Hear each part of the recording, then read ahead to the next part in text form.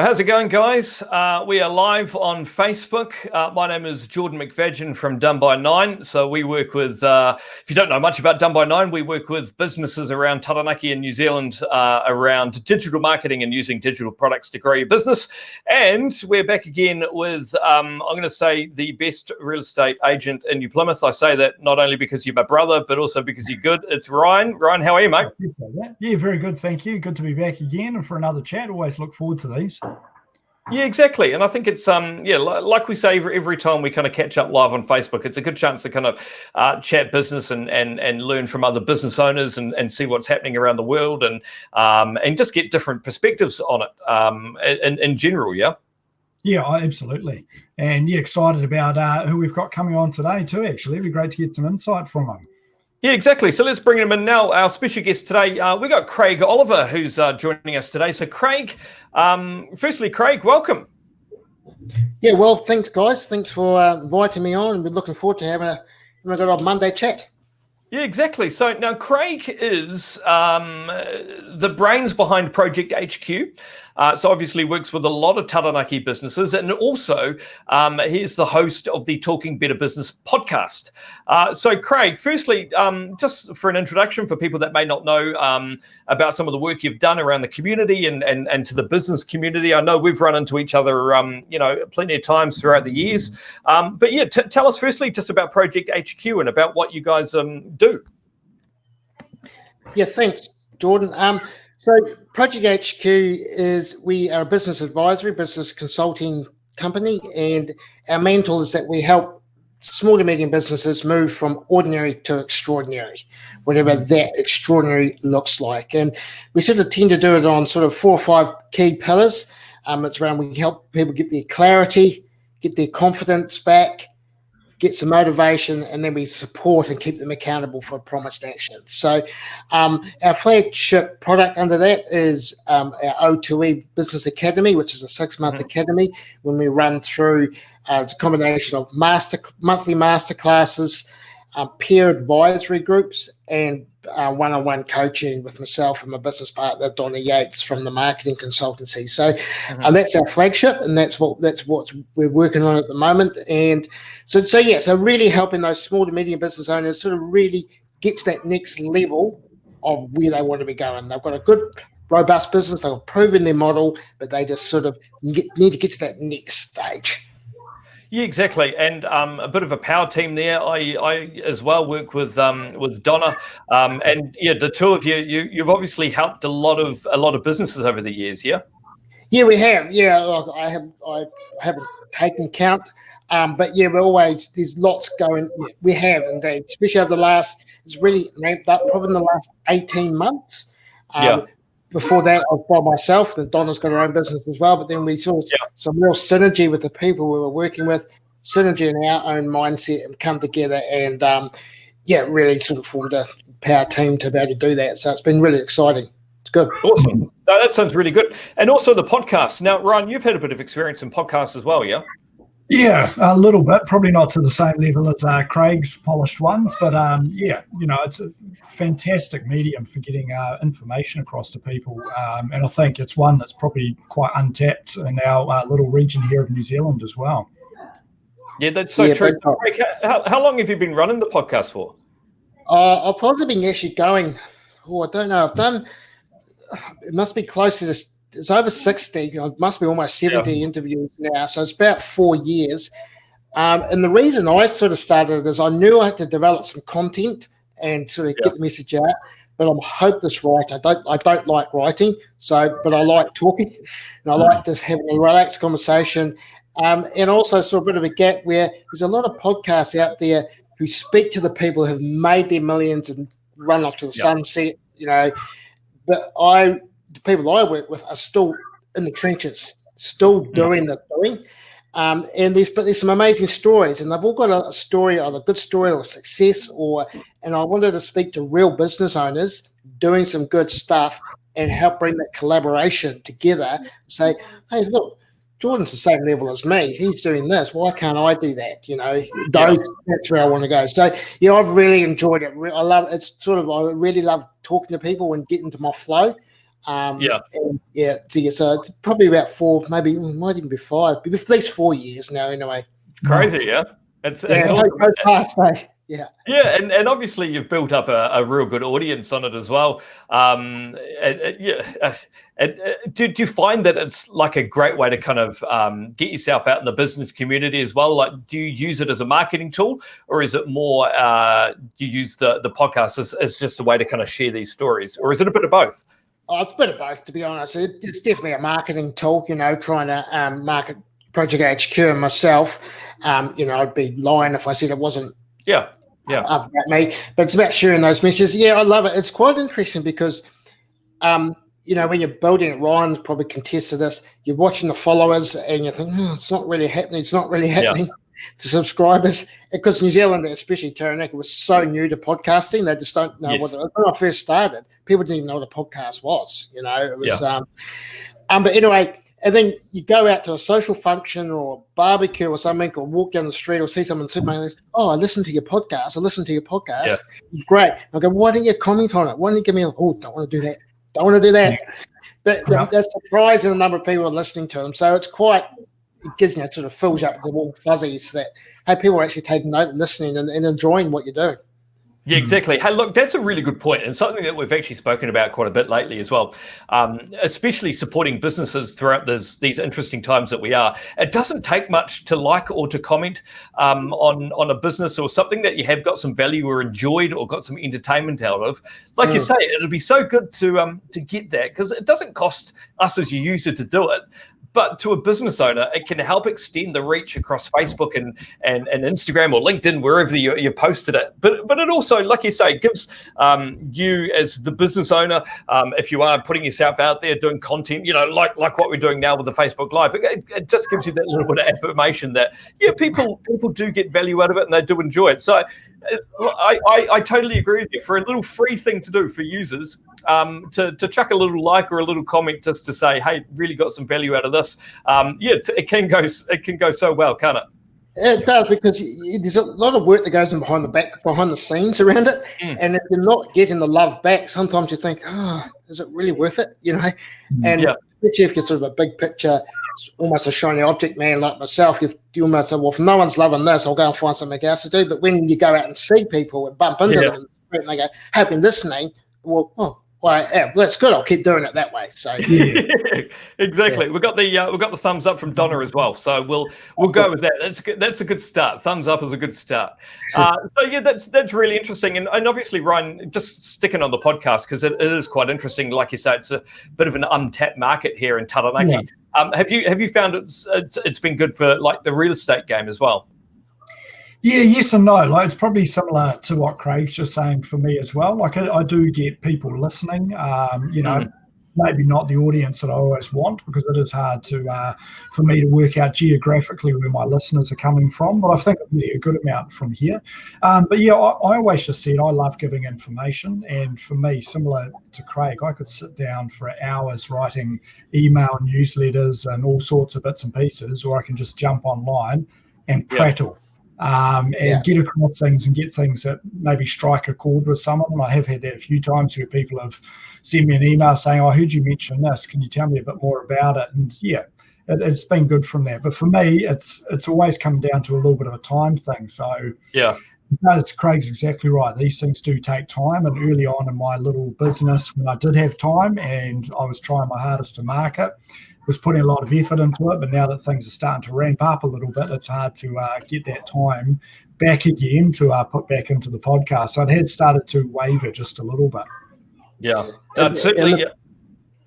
Sorry. There you go. No, you carry on, Craig. You carry on. Yeah, and the thing with podcasting, it's one of those things, it's a bit like live, I guess. It's the discipline, the consistency to keep doing. So you can drop off, right, when your listeners and your watchers drop off. So they expect a new episode, however you're putting it out. And it's only sort of now I'm starting to get some real good national reach as well. Okay. Get people contact specifically more around LinkedIn, probably, to other podcasters reaching out, join me on the show, those sort of things. So, but it does take time, unfortunately. Yeah, no, it's awesome. It's a long game, and that's obviously what we're all playing in business anyway. We're not looking for the short wins, and that's definitely a bit of a message throughout this whole lockdown experience as well. You know, as we move through the different waves of COVID and the different the different stages of lockdown at the moment. Is that we are in it for the long game, and some of these decisions that we're making as businesses now. We shouldn't just be aiming just for the quick win. We should be thinking about how this is going to affect the business long term, and think about some solutions of how we can kind of adapt the business and the way we're marketing the business and running the business to obviously carry on, well into the future. Because obviously this has been a tough time. How has lockdown been for you, Craig? Well, it's not been too bad, to be honest with you. I was actually on a webcast during the weekend, and we were saying what we're grateful for, and everyone was saying all sorts of things. I said, I'm just grateful we live in New Zealand. Yeah. We can do what we do. I've always worked from home, so working from home was I didn't have to do that adjustment. To be honest, I'm getting a little bit cabin feverish now, been a bit of an extrovert, but hey, my exercise regime's gone through the roof. It's been great. So, yeah, it hasn't been too bad.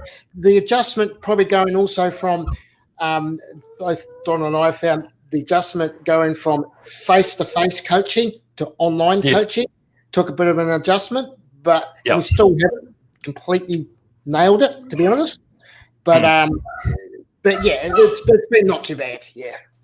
But I think businesses who are reaching out for coaching in that way, or even dealing more online and instead of face to face, everyone's kind of allowing a little bit of that practice time at the end of the day as well. You know, it's not like everyone's expecting real polished performances right now. And this is another thing that we talk about quite a bit, is another reason why getting on things like video right now as businesses is a great idea to do it, because you don't have to be that polished. It's a great chance to kind of get your face and your brand out there. Like, that's one of the big things that I'm kind of been reading a bit about lately, and hearing a lot of different opinions around is like you say, kind of getting your face out there on a medium like Facebook Live, or going on Instagram stories or Facebook stories, and trying to show the people behind the brand. I think people are looking more for more personal connections, instead of just hearing from a brand and updates from a brand. They kind of want to know about the people that are running that brand, and how the different ways that they're kind of doing business and able to help and support and offer their products and services to others. But no, it has been a very, very interesting few months, I guess, with lockdown in general. Like, obviously you work with quite a few businesses, Craig, and you have done, I'm assuming, throughout this lockdown period too, yeah? Yeah, it's almost to the point where you almost feel a little bit guilty, because business has been good. you know? And it's been surprised the first couple of weeks, and that when we first went into lockdown, there was a real adjustment period, and that sort of everything disappeared. But now businesses who are sort of more proactive, they're coming out like, I need help with this. And we've actually had, Don and I have had quite a few clients come through, I can't say through the doors, but through the screen. And it's been what I've been really not surprised, what's the word I'm looking for? Probably humbled by it's the amount of people who have been so positive. The business owners positive. Okay, this has happened. It's out of our big control. What do we do now? Let's get on with it. Now let it help us get there, rather than be all glass half empty, or the world's falling apart. La la la la. It's been actually really what's the word I'm looking for? I've lost for words now, but yeah, it's been really humbling and enlightening and encouraging. I think that there's so much positivity out there. Like, let's just get on with it. What do we need to do? Yeah. And I personally don't think it's a bad thing that obviously there are some businesses that have had a bit of a boost over this time. Like, I've spoken with a few people that I know of that work in the food industry, for example, and they're seeing their online sales through the roof throughout April and May. And like you say, I don't think that's a bad thing. I think if anything, it's still helping to helping with the economy. And I think what we need to do for the businesses that are doing well now is doing what you're doing, Craig, which is essentially thinking about how you can use your products or services to kind of help and support other businesses to kind of all start leveraging and building each other up. And I think that's going to be the key over the next few months, is for the businesses that haven't been massively affected or seen a little increase in business over the lockdown. How can you, as a business owner or as a business, kind of use some of that leverage that you've got and the extra income to then support some of the businesses that may have been affected a bit more? Yeah, well, exactly. And it's sort of one of the reasons back a year ago when we started the academy, what I wanted in there, I work with a lot of smaller businesses. So often it's a husband and wife or running the business, or a person with 3 or 4 staff. And business, we all know running a business is lonely. It can be really, really lonely when you're at the top type thing. And I wanted to bring in what I saw is that business owners often don't spend enough time with other business owners. Feeling not vulnerable, but sharing their knowledge and picking each other's brains, especially from people outside your industry. Whereas, I might be talking to, like, for example, a manufacturer, and you think, hey, it's a great way of doing that. They'll never thought of doing something like that or solving that problem like that. And so I think this is and that's what we brought together, a whole lot of business owners, so they can share each other's challenges, issues, problems, and you can almost guarantee someone else has been through that and thought, this is how I solve that problem. So now's a great time, like you say, is more collaboration to come together and, for a better term, we'll use a little bit of a cluster to not solve the world's problems, but just help each other out and leverage off each other's expertise, skills, resources, just to give each other through this next period, and then build really strong relationships. Awesome. I love that. I think that's great advice. Obviously, and obviously today is a big day for business. 4 o'clock, I believe, is when we're going to be finding out around potentially, I guess it's kind of leaving the lockdown as such, and returning. Businesses can return to relative normal. Obviously, there's going to be a lot of new things that businesses will have to adapt and do. What do you think, Craig? I want to hear both your perspectives actually around what you think that businesses should actually be thinking about, and what they should be trying to focus on as we potentially do start to enter level 2 over the next week or two. I think it will go back to what you sort of said before, Jordan, is business is a long game. So let's not just concentrate, as much as it's hard to do, not concentrate on the next month, because we don't know. There's so much unknown, and there's always that risk we go from level 2 back to level 3, and the worst case scenario back to level 4. So I think we need 2 or 3, you need 2, 3, 4 plans. You need an A plan, a B plan, and a C plan to try and work out which each one looks like.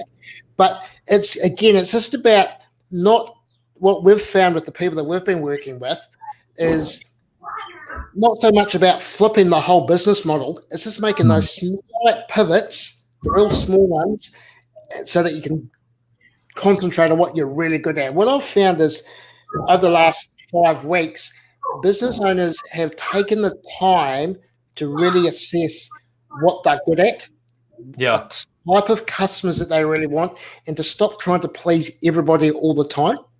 So then hone in to what you're good at, what you enjoy, and what you can make money out of, and just concentrate on doing that really, really well, and tell the world this is what we're about. This is what I can do for you to solve whatever they're trying to solve, their problem, their issue, their product, and really start to get a little bit more focused.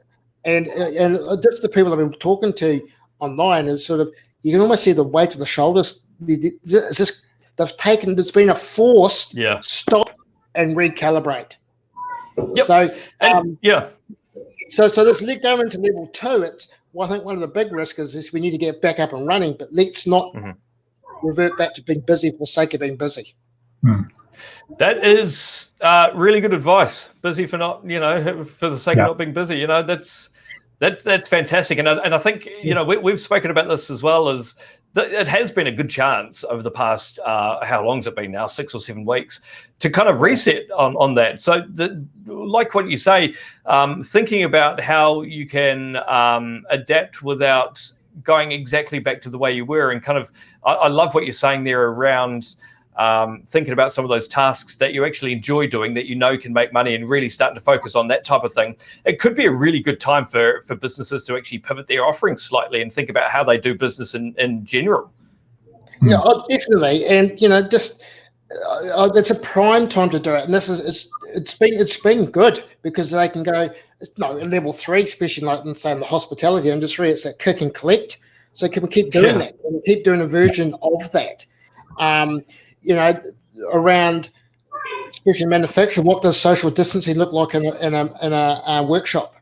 Can we keep doing that? Is it necessary? Is it were we just tripping over each other for the sake of tripping over each other before? There's all sorts of little things we can do around our online presence, and it's when you guys can come in and a lot more about it than I do. But what is it that we're really trying to achieve? Who we're really trying to serve?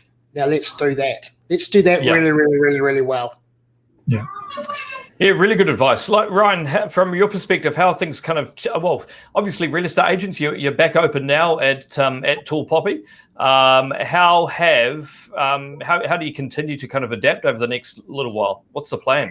Yeah, and that's like I was just listening to Craig then and thinking that was all the thoughts I just had running through in my head too. And I think even in the real estate game, it's really important, I think, for people that are niching down to their customers that they really want to work with. I love that thing about being busy for the sake of being busy, because I think in the real estate industry, as an example, the changes that have had to be made to enable it to still keep afloat have been pretty monumental, but also fantastic moving forward. Like for me, I've still been able to in level 3 do the majority of my work, and it's been a bit of an eye-opener to how much of it I can do sitting at home. And like Craig, I've been working from home for about 2 years now, but was still suiting up and heading out to certain things. But I've been able to do all of that with technology like FlexiSign, DocuSign, Zoom meetings, BombBomb email videos, a whole bunch of things that have really streamlined the way that I do things. And then having the kids at home, it hasn't actually been that big of a stretch for me because I've been busy, focused on my business,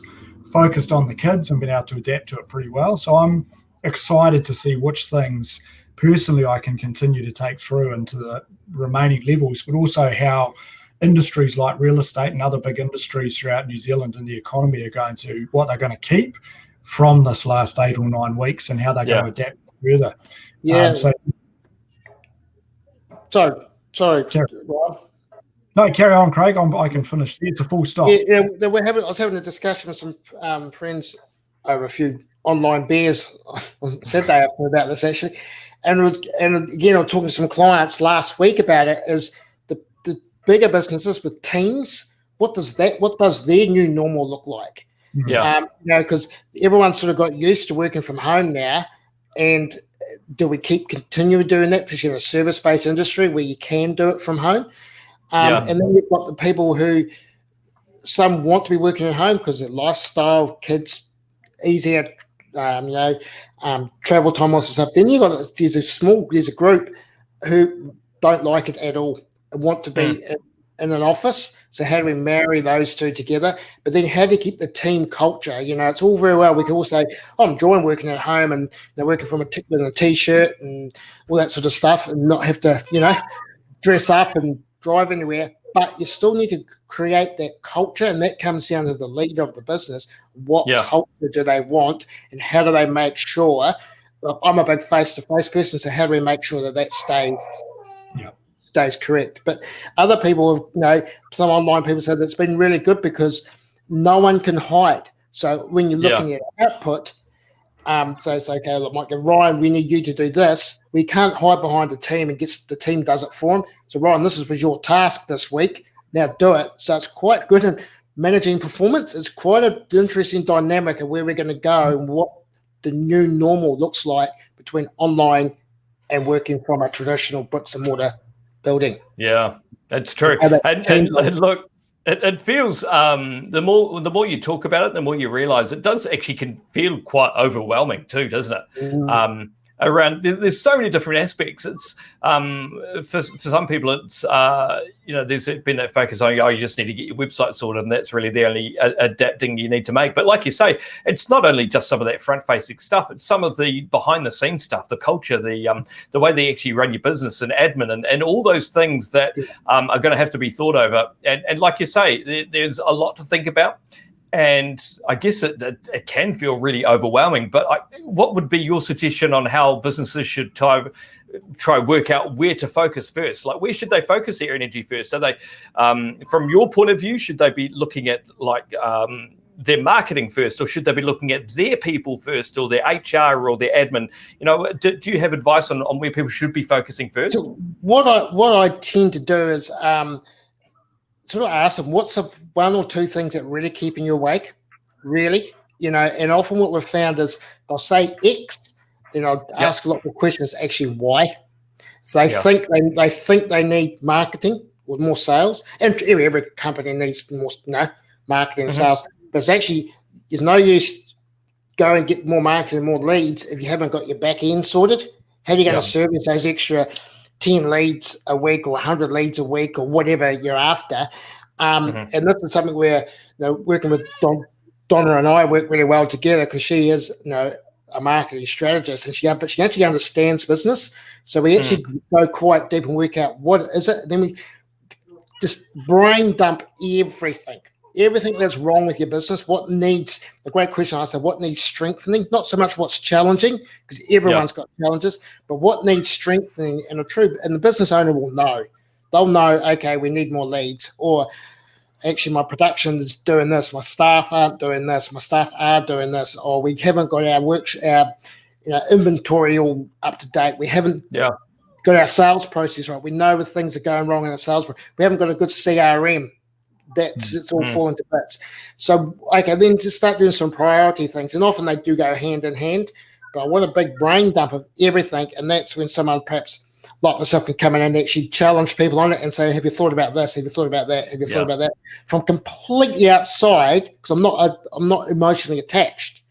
I can see the wood for the trees, where they can't see the wood for the trees. So there's not one, every business is different. So there's not one thing that needs where to start. Is taking a full seagull view and to get things rolling. But we also know that marketing is going to be so important at this time, over the next 6 months, but it doesn't happen overnight. So that's what I mean, go hand in hand. Okay, so we get the marketing set to roll and get some momentum. And in the meantime, let's get this part. Let's work out your systems, your processes. What happens when a customer comes in the door? Let's do the continuous improvement, because over the last 5 or 6 weeks, hopefully they've been thinking about all these things. So let's keep that culture going. How are we going to keep continuously improving things? Keep polishing this big diamond that you've got. Don't just stop now, because you're going to get busy again. How do we keep doing it? It's very wise words, and a lot to think about. I think, firstly, maybe taking a bit of a deep breath and then going through some of those points. I know I, for one, will be scrubbing back through this and having a bit of a re-listen, because it's a good thing to kind of consider of how you kind of break down your business, and like you say, that good rule of thumb. We know what's keeping you up at night. What's the last thing you're thinking about before you when you're trying to relax at the end of the night? What's that one thing that's going, man, I really need to work out how to fix that? And that's maybe where you need to start putting a little bit of focus. It's all really good advice. Really good advice.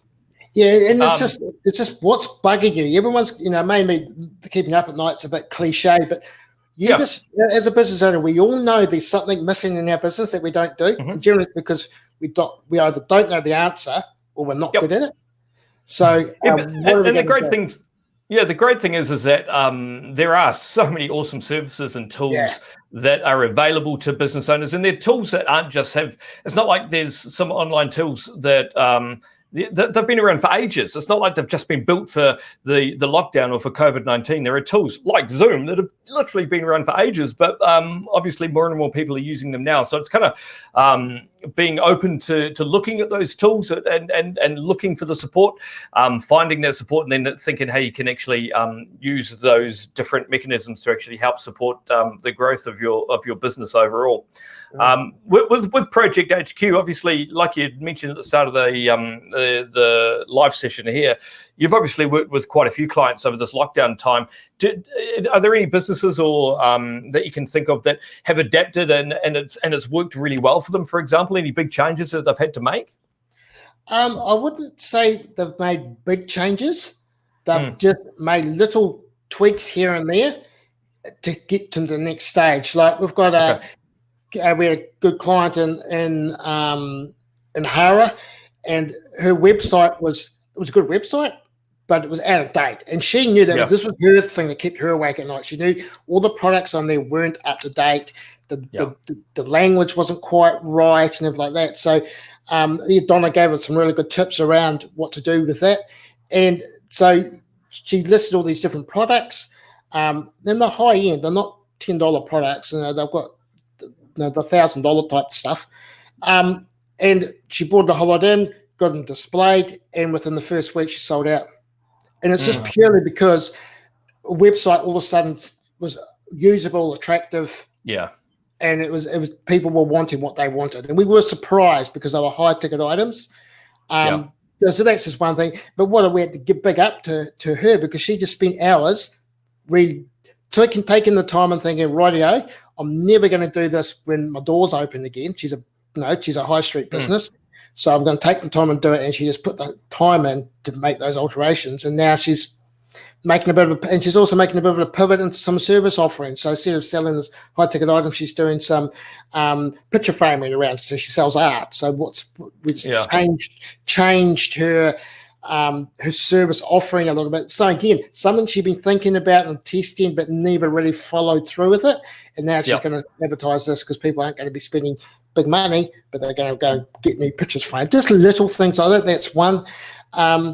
We've been talking to some other companies here in New Plymouth around the scheduling, because I work a lot with trade-based businesses, about how to schedule the jobs and get the communication to their clients better. So, because again, people are going to be a little bit more fussy and a bit more online, and the expectations go up. So how do we get that better? Donna's given them some great tips how to increase their social engagement, and it's sort of. And within 1 week, we saw 66% increase in their social engagement. So awesome. Just by doing some, again, small tweaks, but they make massive results. We don't have to change the world or change the business completely, but just doing things in a methodical, prioritized way and making sure that the front office matches the back office so you can go forward again. And it's like I said, we give our clients a lot of clarity and confidence, because we know we've got some good operators. The confidence has just been rattled a bit. So one thing that we can do is, hey, you've got something really good here. This is what you need to do. 2 or 3 things. Go away and do it. And they go, someone believes in me. Oh, I've got someone in my corner with me. That's true. And that's it's kind of like taking a bit of a punt here. Seeing what you can try and like you say, give a bit of confidence to try some new things with your business. This is a good time to kind of test and try some different things. If you think about our own businesses, what ways can we kind of change and adapt, or take a punt on, or try something a bit different? Like I'm sure, Ryan, you're going through that same process yourself. Yeah, definitely. Just with, things like virtual tours and all sorts of that, seeing if we can work it and how it gets filmed and what's the best way to do it, et cetera, et cetera. But I was just going to come back and say with Craig's stuff there, I love that thing about a bit of belief and someone giving you a bit of belief. And it goes so far. And I feel like just going a bit of a full circle back to the start. Little things, like those comments and things that people put on make a huge difference. And actually, Craig was the first person in my real estate career to comment on any piece of content that I made very, very early on in the mix. I did a video. No one else was doing video at the time. It was my very first day, and Craig was the first person that commented. And for me, that actually lit the fire that's continued me doing regular video and all sorts of things for many years. So it's really good that, people like you are out and about, Craig, and offering that support and belief to people, because it does make a massive difference, particularly when you feel that you're doing something that's outside the norm, and challenging the way that business has maybe been done in a small town like New Plymouth. Having someone believe in you is a huge difference maker. Yeah, and that's what I probably liked about it. You were challenging the norm. You weren't being disruptive, but you're definitely challenging the way things are done, which is good, because that's, Taranakis we're a little bit isolated and we're a little bit slow at times, but we need to challenge the norm and just do things a little bit different. Because then you can stand out. I tell to my clients, no one remembers the vanilla ice cream they bought in the crisp at summer, do they? But they'll remember the chocolate chippy, cookies and cream one. Cookies and cream, so true. Yeah. No, it's so true. Hey, look, I don't know about you, Ryan, but Craig, I reckon we could actually sit down and talk for hours about this type of stuff.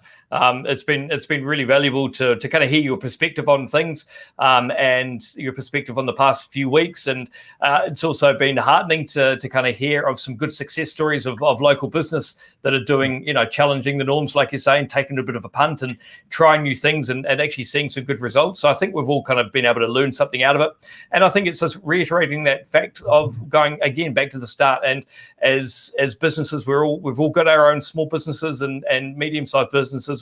Some are doing well, some not doing so well. We just need to all go out and support each other. I think that's one of the big things I've taken from this half an hour chat is this is a great opportunity for all of us to kind of reach out and see how we can help and assist others, and how we can kind of be a service to each other, even if you're in a similar type of industry. It's a good chance to kind of reach out and just see if there's anything you can do to the industry as a whole to kind of improve and to better it over the coming months, because it's not going to change. It's not going to go back to normal. It's this is us. We need to keep moving forward and aiming to strive, I guess. Yeah, and one thing I'd also like, one thing that's probably a real good time right now is, not only as us as business owners are set at home trying to reconfigure everything, all our clients are set at home as well. Rethinking the way they're going to relive their life, So now's a great time to go out and ask your client, how do you want to shop? How do you want to be sold to? How do you want me to do a sales, especially if it's business to business, are you happy me doing a Zoom call, or would you still like me to come and see you? Ask your clients, what is your new expectations of how I'm going to buy your product? And what product do I need to create, build, develop, manufacture for you to be happy? Got to ask your client. Put yourself in the client. Yeah. There's no point in guessing, or you may as well do it the way that they want to do it. And like you say, people are changing, they're adapting the way that they communicate with brands and businesses. So you've got to make sure that you're one of the leaders in that too. Yeah, exactly. Yeah. No, really good. Hey, look, and thank you so much for joining us. I really hope that we can actually have you back to shed some more wisdom. I think it's I personally have got a lot out of chatting to you here, Craig, and I know a lot of people who are going to rewatch this video will also do the same. We've obviously spoken about some really cool key stuff that we are going to have to be thinking about over the next few weeks and months. It's going to be an interesting time, even despite what happens later on this afternoon with the announcement of whether we go to level 2 or not. Despite that, there's still going to be some big changes and big things that businesses are going to have to continue to adapt and research and get support on and change. And there's a big minefield. There's a lot to do. Yeah, the new normal. Everyone's still feeling a little bit vulnerable, a bit beaten up. So we just got to be, but this is the new normal now. This is it. This is it. Let's support each other. Let's do it, eh? Craig, thanks, mate. Thank you so much for coming out and joining us here today. Ryan, thanks again for coming out as well. Usually we try to keep these calls to about 30 minutes, but man, there's some good stuff in there. We've been prattling on now for 38 minutes. It's good. I love it. So again, thanks so much. I know everyone's time is really precious as well. So I really appreciate you actually coming out and jumping on, these Facebook Lives and shedding, your advice and wisdom. And because I know I get a lot of messages from people that actually do get a lot of value out of these Facebook Lives that we do. So I know that it's appreciated. So again, Craig, thanks so much for joining us, and Ryan for coming out again. Thank you. Love that. Yeah. Thanks, Jordan. Thanks for inviting me on. It's good to chat. Awesome, guys. So for everyone that has watched, hopefully we're able to get some good business nuggets out of today's chat. We will certainly be doing it again very soon. As I mentioned on a previous live, we've got some awesome guests and ideas kind of lined up for the future weeks. Keep an eye on the Facebook page, and we'll chat to you all soon. But all the best. Keep hustling, and let's do this. See you guys. Cheers.